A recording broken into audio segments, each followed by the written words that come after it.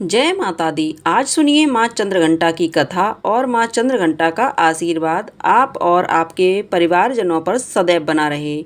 माँ भगवती का तीसरा रूप माँ चंद्रघंटा कहलाता है।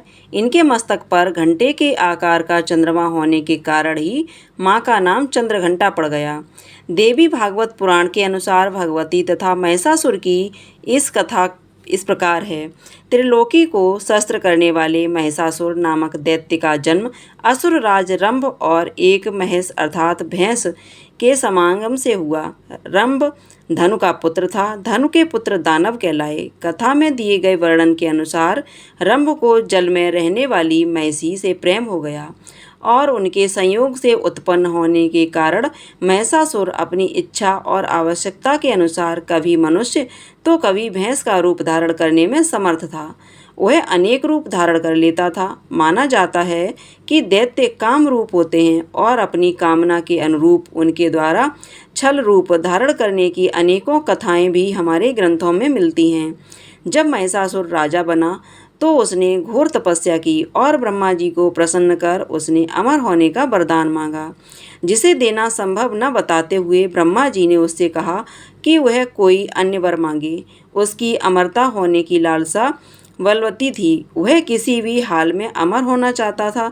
तब उसने श्री ब्रह्मा जी से वर मांगा कि हे ब्रह्मा जी, देव दानव या मनुष्य इन तीनों में से किसी भी पुरुष द्वारा मेरी मृत्यु ना हो सकी, और स्त्री तो वैसे भी कोमलांगी होती है, वह तो मुझे वैसे भी कभी नहीं मार सकती। यह सोचकर उसने ब्रह्मा जी से यही वर मांग लिया। ब्रह्मा जी ने तथास्तु कहकर उसकी यह इच्छा पूर्ण कर दी। अब वर पा लेने के बाद महिषासुर ने पृथ्वी को जीत लिया और स्वर्ग पर आक्रमण करके देवताओं से वहां का आधिपत्य भी छीन लिया। भय से व्याकुल देवतागण श्री ब्रह्मा जी के पास गए, क्योंकि उन्हीं के दिए वरदान के अनुसार वह दैत्य शक्तिशाली बन बैठा था। तब श्री ब्रह्मा जी ने सभी देवताओं को भगवान विष्णु की शरण में जाने को कहा और फिर ब्रह्मा जी ने अन्य देवी देवताओं के साथ श्री विष्णु जी की शरण में गए और अपनी रक्षा और सहायता हेतु प्रार्थना की। और फिर यहीं से देवी चंद्रघंटा के प्राकट्य की कथा आरंभ होती है। देवताओं ने भगवान विष्णु से पूछा, हे नारायण, ऐसी कौन स्त्री होगी जो दुराचारी महिषासुर को रण में मार सके। तब भगवान विष्णु ने मुस्कुराते हुए कहा, अब तो एक ही उपाय है। यदि सभी देवताओं के तेज से, सबकी शक्ति के अंश से कोई सुंदरी उत्पन्न की जाए तो वही वीर स्त्री मायावी मंदोन्मत्त दुष्ट महिषासुर का वध करने में समर्थ होगी। इसलिए भगवती पराशक्ति से हमें प्रार्थना करनी चाहिए कि वह हम सबके तेज से सेवक तेज पुंज स्वरूपी नारी के रूप में प्रकट हो। उस नारी को हम रुद्र आदि सब देवता विविध प्रकार के शस्त्र आदि देंगे। तब विभिन्न शस्त्र युद्ध से सुसज्जित हुई वह तेजोमयी नारी उस पापी दुरात्मा का वध अवश्य कर देगी। उनके ऐसा कहते श्री ब्रह्मा जी के मुख से एक अहस तेज पुंज निकला। सुंदर आकृति वाला वह तेज लाल रंग का था और इसके बाद भगवान शिव के शरीर से भी महाप्रचंड तेज निकला, जो भयंकर रूप वाला पर्वत के समान विशाल और साक्षात दूसरे तमोगुण जैसा था। इसके बाद भगवान विष्णु के शरीर से सत्वगुण संपन्न नीलवर्ण और अत्यंत दीप्तमान दूसरी तेजो राशि प्रकट हो गई। और फिर इसके बाद देवराज इंद्र के शरीर से पूर्ण गोलाकार स्वर्ण गुणात्मक तेज प्रादुर्भूत हुआ। कुबेर, यम, अग्नि, वरुण, कामदेव, चंद्र और अन्य देवता के शरीर से भी अतिशय दीप तेज निकला। दूसरे हिमालय पर्वत के समान विशाल उस महादिव्य तेजो राशि से सभी के देखते ही देखते एक सुंदर और महान तेजस्विनी नारी वहां प्रकट हो गई। सभी देवताओं के शरीरों से अभिभूत वह त्रिगुणात्मा अर्थात सतोगुण, रजोगुण, तमोगुण से युक्त त्रिविणा अर्थात 3 वर्णों वाली, 18 भुजाओं वाली, उज्ज्वल मुख वाली, काले नेत्रों वाली, अपर्व कांत से संपन्न स्त्री साक्षात भगवती महालक्ष्मी थी। असुरों का विनाश करने के लिए वे तब हजारों भुजाओं से सुशोभित हो गई और उसके बाद देवताओं ने उन्हें अपने अपने शुभ भूषण और आयुध प्रदान किए। उन्हें विविध अस्त्र और वस्त्र भी प्रदान किए, जैसे क्षीर सागर ने लाल रंग के दिव्य वस्त्र तथा मणिमंडित हार, विश्वकर्मा ने करोड़ों सूर्यों के समान तेज वाली दिव्य चूड़ामणि कुंडल और वायुज वरुण ने सदैव खिले रहने वाले कमल पुष्पों की वैजंती माला, हिमालय पर्वत ने विविध प्रकार के रत्न तथा सवारी के लिए सिंह और अनेक देवताओं ने नानादि अनुपम वस्त्र आभूषण प्रदान किए। सिंह पर सवार सर्वाभूषणों से सुसज्जित देवी सत शोभायमान लग रही थीं। अब सभी देवों ने उन्हें और विविध आयुध प्रदान किए। भगवान विष्णु ने अपने सुदर्शन चक्र के अंग रूप से उत्पन्न सहस्त्रधार वाला अत्यंत तेजोमय चक्र प्रदान किया। ब्रह्मा जी ने गंगा जल से परिपूर्ण एक कमंडल, भगवान शंकर ने अपने त्रिशूल का अंगभूत एक त्रिशूल, वरुण ने अत्यंत उज्ज्वल मंगलमय और घनघोर शब्द करने वाला शंख तथा पास, अग्नि ने मन के समान गति करने वाली एक शक्ति, यमराज ने कालदंड से उत्पन्न हुआ दंड त्वा कामोद की गदा आदि प्रदान किए। यह सब दैत्यों को नष्ट करने में समर्थ थे। इस प्रकार आभूषणों से शास्त्र से सुसज्जित भगवती को देखकर सभी देवता बड़े प्रसन्न और विस्मित हुए और उन्होंने नमन कर उनकी स्तुति करने लगे और उन्हें महिषासुर द्वारा दिए गए उपद्रवों और त्रासों के बारे में बताकर उनसे विनम्र स्वर में रक्षा की प्रार्थना करने लगे। इंद्र आदि देवताओं द्वारा नतमस्तक और स्तुत किए जाने पर देवी भगवती ने उनसे मंद हाथ से विखरते हुए कहा, हे देवतागण, भय का त्याग करो, उस महिषासुर को मैं नष्ट कर दूंगी। संपूर्ण विश्व की मोह में पड़ा हुआ देखकर देवी ने अट्टहास किया। यह कहती हुई वे उठकर पुनः हंस पड़ी। इससे जो घोर शब्द गूंजा वह दैत्यों को भयभीत करने वाला था। उस शब्द से पृथ्वी कांप उठी, पर्वत हिल उठे, समुद्र में ज्वार उमड़ पड़े, सुमेरु पर्वत तक विचलित हो उठा, दिशाएं गुंजायमान हो उठीं और दैत्यों के दिल दहल गए। देवों ने भगवती की जय जयकार का उच्च घोष किया, जिसे सुनकर दैत्य भी भयभीत हो गए। महिषासुर ने भी सुना और सुनकर वह अत्यंत क्रुद्ध हो गया और इस निनाद के विषय में पता लगाने का दैत्यों को आदेश देकर कहने लगा कि दैत्य हो या देवता, जिसने भी यह कटु शब्द किया हो उसे पकड़ कर लाओ। अपने भेजे हुए दूतों से गर्जन करती हुई सुंदर किंतु भयभीत करने वाली नारी के बारे में जान लेने के बाद उसने अपने मंत्री को उस सुंदरी को साम आदि अर्थात साम दंड भेद किसी भी उपाय से किसी भी प्रकार से वहां लिवा लाने के लिए भेजा। मंत्री के देवी के सम्मुख जाने पर, महिषासुर का संदेश देने पर देवी ने उससे कहा, हे मंत्री श्रेष्ठ, मैं देवताओं की जननी महालक्ष्मी के नाम से विख्यात हूँ। सब दैत्यों को नष्ट करना नहीं मेरा परम कर्तव्य है, क्योंकि महिषासुर के अत्याचारों से पीड़ित और यज्ञ भाग से वंचित देवताओं ने उसे मारने की मुझसे प्रार्थना की है। अब तुम उस पापी से जाकर कह दो, यदि तुम जीवित रहना चाहते हो तो तुरंत पाताल लोक चले जाओ, देवताओं को उनका आधिपत्य वापस कर दो और अन्यथा मैं बाणों से तुम्हारा शरीर नष्ट भ्रष्ट करके तुम्हें यमपुरी पहुंचा दूंगी। मैं बिना किसी सेना के अकेले ही उसका वध करने यहाँ आई हूँ। मंत्री ने जाकर दैत्यराज महिषासुर को ये सारा वृत्तांत कह सुनाया। दैत्यराज ने अपने साथियों के साथ परामर्श किया। उसके मंत्री ताम्र, वासकाल, असिलोमा, दुर्वम, विरूपक्ष, विडाल और चिकुर आदि इसके बाद ताम्र को अपने संदेश के साथ देवी के पास भेजा।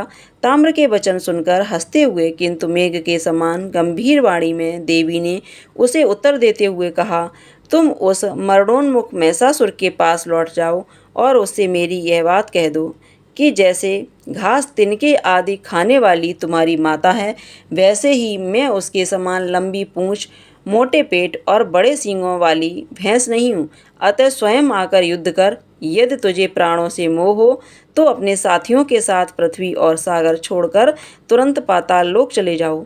इतना कहकर देवी ने कल्पांत के समान घोर गर्जन किया, जिसे सुनकर दैत्यों का हृदय फट गया। ताम्र भयभीत होकर वहां से भाग खड़ा हुआ। ताम्र को इस प्रकार वापस आया देख महिषासुर विमूढ़ हो गया।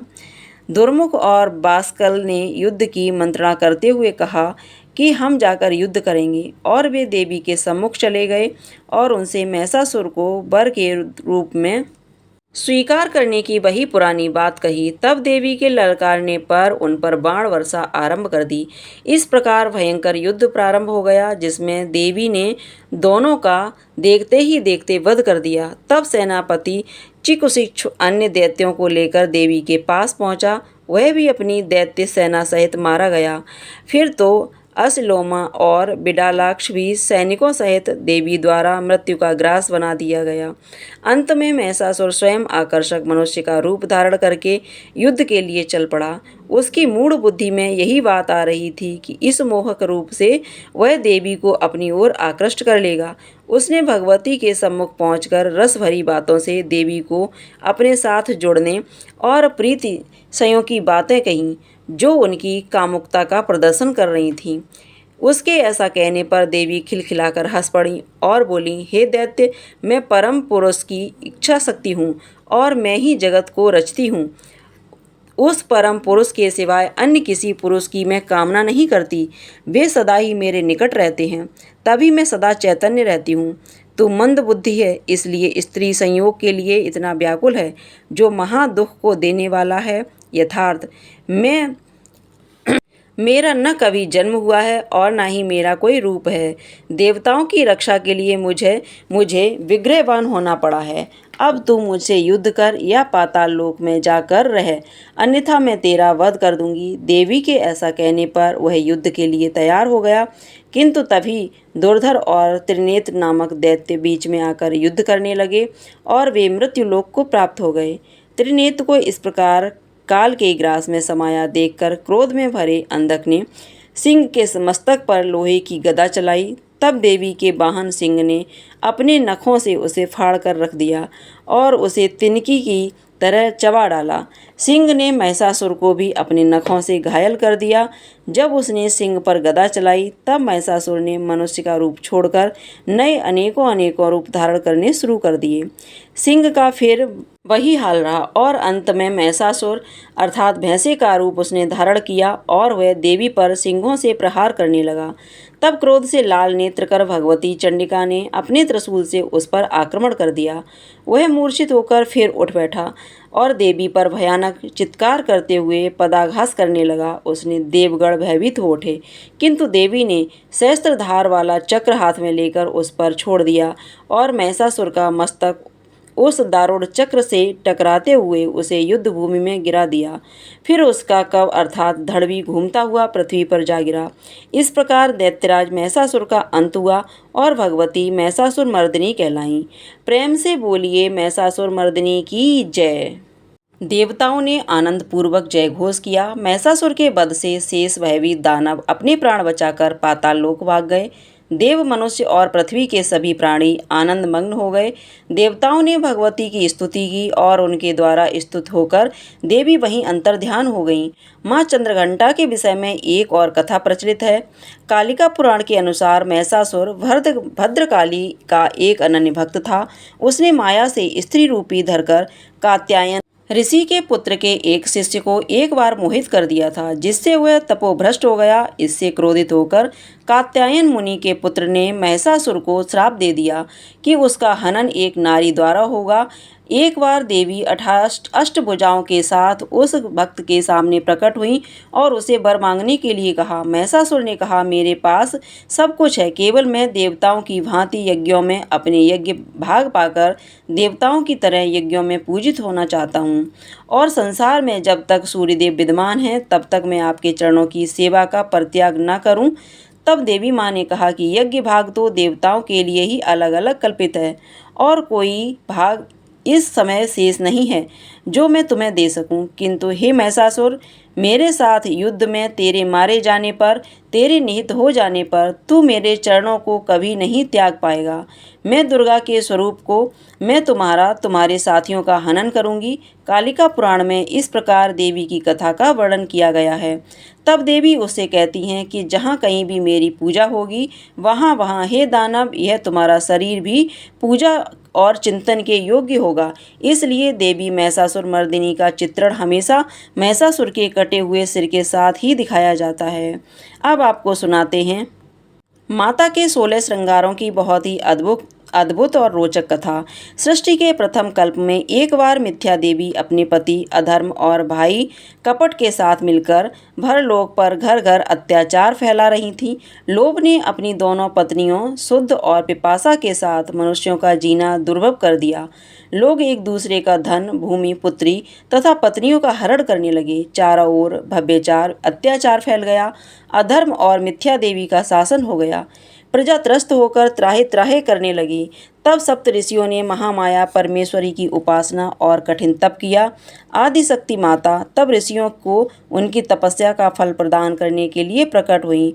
भूतल पर धर्म की स्थापना करने के लिए और अधर्म का नाश करने के लिए माता रानी ने अंश रूप में अपने शरीर से अग्निदेव और उनकी पत्नी स्वाहा देवी को यज्ञदेव तथा उनकी पत्नी दीक्षा देवी और दक्षिणा देवी को पितृदेव और उनकी पत्नी स्वधा देवी को पुण्यदेव और उनकी पत्नी प्रतिष्ठा देवी को सुशील देव और उनकी पत्नियों शांति देवी और लज्जा देवी को ज्ञान देव और उनकी पत्नियों बुद्धि देवी मेधा देवी धति देवी को अपने शरीर से उत्पन्न किया और अधर्म तथा मिथ्या देवी की सत्ता को समाप्त करने का आदेश दिया। हजारों वर्षों तक बड़ा भीषण युद्ध चला, लेकिन मिथ्या देवी को कोई भी हरा नहीं पाया। यह देखकर माता परमेश्वरी ने अपने शरीर से पुनः वैराग्य देव तथा उनकी पत्नी श्रद्धा देवी और भक्ति देवी को वायुदेव और उनकी पत्नी स्वता देवी को मोहदेव तथा उनकी पत्नी दया देवी को सुखदेव तथा उनकी पत्नी तंद्रा देवी और प्रीति देवी को तथा रुद्रदेव और उनकी पत्नी कालाग्नि देवी को अपने शरीर से उत्पन्न किया। फिर से उन सबके बीच भीषण युद्ध छिड़ गया। एक ही क्षण में रुद्रदेव और उनकी पत्नी कालाग्नि देवी ने मिथ्या देवी तथा अधर्म और कपट को तथा उनके सभी साथियों को बंदी बना लिया।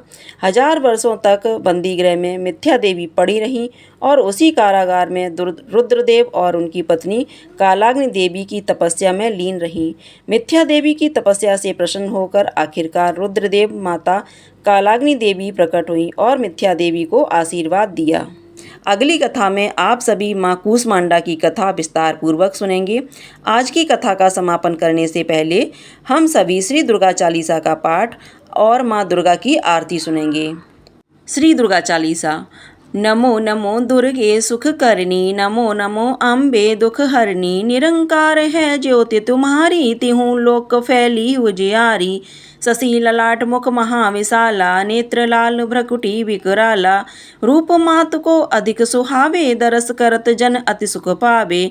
तुम संसार शक्ति लय कीना, पालन हेतु अन्न धन दीना, अन्नपूर्णा हुई जगपाला, तुम्हीं आदि सुंदरी वाला। प्रलय काल सब नासन हारी, तुम गौरी शिव शंकर प्यारी। शिव योगी तुमरे गुण गावे, ब्रह्मा विष्णु तुम्हें नित्य ध्यावे। रूप सरस्वती को तुम धारा, दे सुबुद्धि ऋषि मुनि उबारा। धरयो रूप नरसिंह को अम्बा, प्रकट वहीं फाड़ कर खम्बा। रक्षा कर प्रहलाद बचायो, हिरणाकश्यप को स्वर्ग पठायो। लक्ष्मी रूप धरो जग माही, श्री नारायण अंग समाही। क्षीर सिंधु में करत बिलासा, दया सिंधु दीजे मन आसा। हिंगलाज में तुही भवानी, महिमा अमित न जात बखानी। मातंगी और धूमावित माता, भुवनेश्वरी बंगला शुभदाता। श्री भैरव तारा जगतारणी, छिंदवाल जय दुख निवारणी। के हर वाहन सोह भवानी, लांगुर वीर चलत अगवानी। खर में खप्पर खड़ग विराजे, जाको देख काल डर भाजे। सोहे अस्त्र और त्रिशूला, जाते उठत शत्रु ही सूला। नगर कोट में तुम्हें विराजे, तिहु लोक में डंका बाजे। शुंभन शुंभ दानव तुम मारे, रक्त बीज संकन संघारे। महिषासुर नृपति अभिमानी, जयद भार वही अकुलानी। रूप कराल कालिका धारा, सैन सहित तुम तहीं सहारा। परिगाढ़ संतन पर जब जब, वही सहाय मातु तुम तब तब। अमरपुरी अरवा सब लोका, तब महिमा सब रहे अशोका। ज्वाला में है ज्योति तुम्हारी, तुम्हें सदा पूजे नर नारी। प्रेम भक्ति से जो यश गावे, दुख दरिद्र निकट नहीं आवे। ध्याव तुम्हें जो नर मन लाई, जन्म मरणता को छुट जाई। जोगी सुर मुनि कहत पुकारी, योगिन होय बिन सकते तुम्हारी। शंकर आचार तप कीनो, काम और क्रोध जीत सब लीनो। निस्तिन ध्यान धरो शंकर को, काहू काल नहीं सुमिरो तुमको। शक्ति रूप का मरम न पायो, शक्ति गई तब मन पछतायो। शरणागत हुई कीर्त बखानी, जय जय जय जगदम्ब भवानी। वहीं प्रसन्न आदि जगदम्बा, दई शक्ति नहीं कीन विलंबा। मोको मात कष्ट अति घेरो, तुम बिन कौन हरे दुख मेरो। आशा तृष्णा निपट सतावे, रिपु मूर्ख मोय को डर पावे। शत्रुनाश की जय महारानी, सुमरो इष्टित तुम्हें भवानी। करो कृपा हे मात दयाला, रिद्धि सिद्ध दे करो निहाला। जब लग जीऊँ सदा फल पाऊँ, तुमरो यश में सदा सुनाऊँ। दुर्गा चालीसा जो कोई गावे, सब सुख भोग परम पद पावे। देवी दास शरण निज जानी, करो कृपा जगदम्ब भवानी। जय अम्बे गौरी मैया, जय श्यामा गौरी मैया, जय मंगल मूर्ति। तुमको निस दिन ध्यावत, मैया जी को निस दिन ध्यावत। हरि ब्रह्मा शिवरी, ओम जय अम्बे गौरी। मांग सिंदूर विराजत, टीको मृग मद को मैया, टीको मृग मद को। उज्ज्वल से दो नैना, चंद्र बदननी को। ओम जय अम्बे गौरी मैया, जय श्यामा गौरी। कनक समान कलेवर, रक्तांबर राजे। रक्त पुष्प गलमाला, कंठन पर साजे। जय अम्बे गौरी मैया, जय श्यामा गौरी।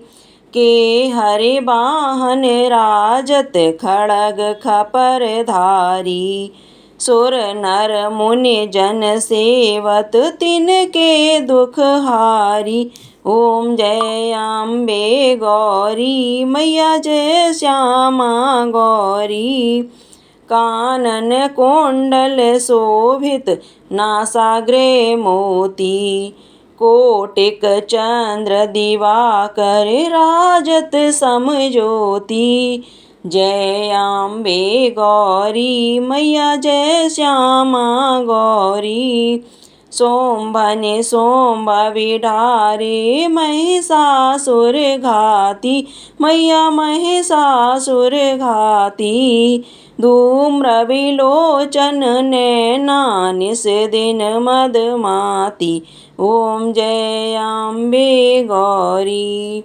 64 योगिन मंगल गावे, नृत्य करत भैरो मैया, नृत्य करत भैरो। बाजत ताल मृदंगा, अरु बाजत डमरू।